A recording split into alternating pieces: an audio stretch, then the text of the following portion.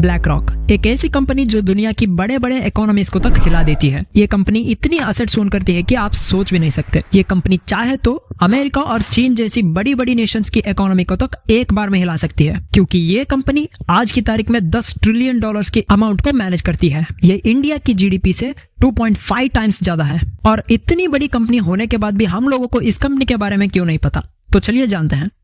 स्वागत है सभी का knowing the affairs YT channel में, और मैं हूं मनोज।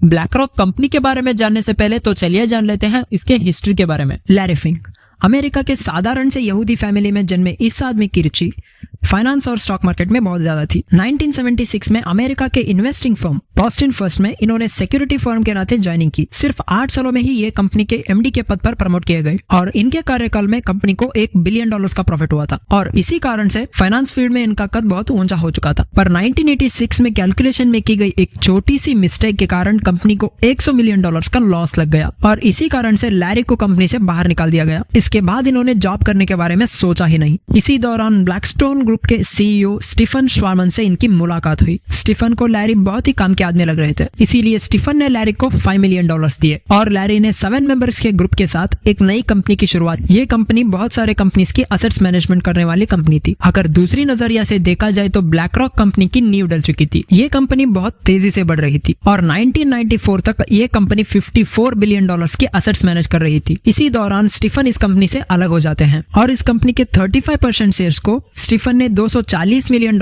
में बेच दिया। कंपनी के शेयर्स बेचने से स्टीफन अपनी लाइफ की सबसे बड़ी मिस्टेक मानते हैं, क्योंकि आज इस स्टॉक्स का वैल्यू $50 बिलियन से भी ज्यादा है। इसके बाद लैरी फिंक ने कंपनी का नाम चेंज करके ब्लैक रॉक रख दिया। कंपनी का नाम चेंज होने पर इन्वेस्टर्स का भरोसा नहीं टूटा था। 1999 में लैरी फिंक ने ब्लैक रॉक कंपनी के पहला आईपीओ लॉन्च किया। हर एक स्टॉक का प्राइस था $14 और आईपीओ से इन्हें $900 मिलियन की फंडिंग मिली। इसके बाद कुछ ही सालों में कंपनी $165 के असेट्स मैनेज करने लग गई। लैरी ने सोचा अपने कॉम्पिटिटर्स को रास्ते से हटाने के बारे में, इसलिए लैरी फिंक ने 2006 में मेरिल लिंच कंपनी को टेक ओवर कर लिया और 2009 में बार्कलेस कंपनी को भी टेक ओवर कर लिया। इतने बड़े 2 कंपनीज को टेक ओवर करने के बाद ब्लैक रॉक के रास्ते पर कोई बड़ा कॉम्पिटिटर नहीं बचा था। तो दूसरी वीडियो में जानते हैं ये $10 ट्रिलियन तक कैसे पहुंच पाए। If you find any mistake please drop a comment and subscribe for more such valuable content.